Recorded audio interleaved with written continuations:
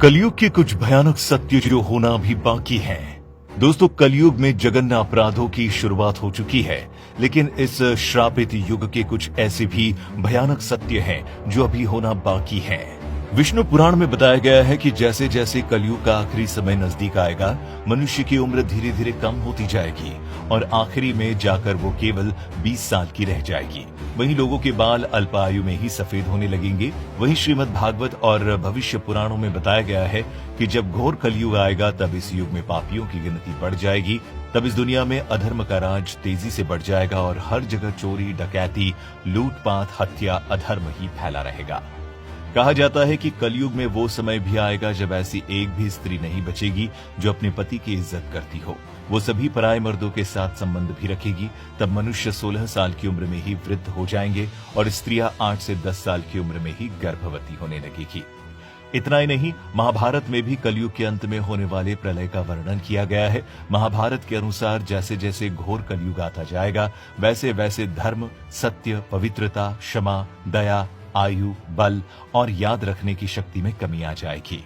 प्रलय यहीं पर ही नहीं रुकेगा। महाभारत में बताया गया है कि जब घोर कलयुग आएगा तब कभी बारिश नहीं होगी।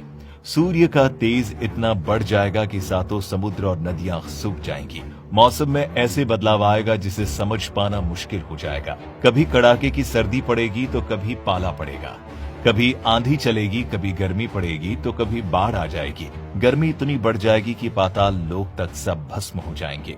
वहीं लोग दूर के तालाब को ही तीर्थ मानने लगेंगे और गंगा माता को तीर्थ की श्रेणी में नहीं गिनेंगे। पुराणों की माने तो कलयुग में चालाक और लोभी व्यक्ति को विद्वान माना जाएगा, लेकिन ऐसे लोगों को लोग धर्मात्मा भी कहेंगे और उनके ही पद चिन्हों पर चलेंगे।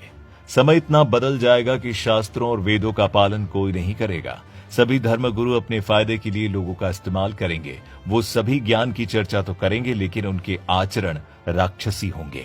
दोस्तों, कलयुग के अंत समय जमीन से अन्न उगना बंद हो जाएगा। वहीं लोग पूजा पाठ करना और धार्मिक काम करना बंद कर देंगे और सभी मनुष्य की तुलना पापियों से की जाएगी। वहीं भविष्य पुराण के अनुसार ब्रह्मा जी ने नारद जी से कहा था कि हे नारद, भयंकर कलयुग के आने पर मनुष्य का आचरण दुष्ट हो जाएगा और योगी भी दुष्ट चित्त वाले होंगे। संसार में परस्पर विरोध फैल जाएगा और विशेषकर राजाओं में चरित्रहीनता आ जाएगी। देश देश और गांव गांव में कष्ट बढ़ जाएंगे। देवता होने की अवस्था भी नष्ट हो जाएगी और उनका आशीर्वाद भी नहीं रहेगा, जिसका मतलब है कि मनुष्यों की बुद्धि धर्म से विपरीत चलती जाएगी। इस भयानक युग में जिसके पास भी धन नहीं होगा उसको अधर्मी, अपवित्र और किसी काम का नहीं माना जाएगा। वहीं जिसके पास जितना पैसा होगा वो उतना गुणों से पूर्ण होगा। उसके अच्छे कुल की पहचान सिर्फ उसके धन के आधार पर ही की जाएगी। वहीं धन के लिए ऐसे व्यक्ति अपने रिश्तेदारों और दोस्तों का खून बहाने में भी हिचक महसूस नहीं करेंगे। देखा जाए तो आजकल ये सब सत्य हो रहा है। लोग धन के लिए अपने ही रिश्तेदार और परिवार वालों का खून बहा रहे हैं। ऐसा कहा गया है, जब धरती पाप के बोझ तले दब जाएगी और वो इतना पाप सहन करने योग्य नहीं बचेगी, तब भगवान विष्णु कल्कि का अवतार लेकर धरती पर जाएंगे और इस धरती को पापियों और हैवानों से मुक्ति दिलाएंगे। जब कलयुग में सारे पापियों का सर्वनाश हो जाएगा, उसके बाद नया युग यानी सतयुग आएगा। तब कलयुग के असर को पूरी तरह से खत्म करने के लिए लगातार इस धरती पर 12 सालों तक मूसलाधार बारिश होगी, जिससे पूरी धरती जलमग्न हो जाएगी। तब फिर एक साथ 12 सूर्य उदय होंगे और जलमग्न हुई पृथ्वी का जल सोख लेंगे। तब जाकर इस संसार में फिर से जीवन यापन संभव होगा।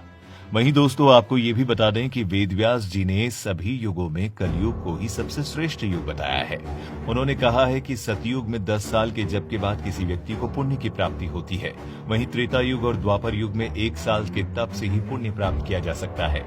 लेकिन कलयुग में इतना ही बड़ा पुण्य मात्र 1 दिन के तप से प्राप्त किया जा सकता है। इस तरह व्रत और तप के फल की प्राप्ति के लिए कलयुग ही सबसे श्रेष्ठ समय है। सच्ची भक्ति से मनुष्य ईश्वर के करीब जा सकता है।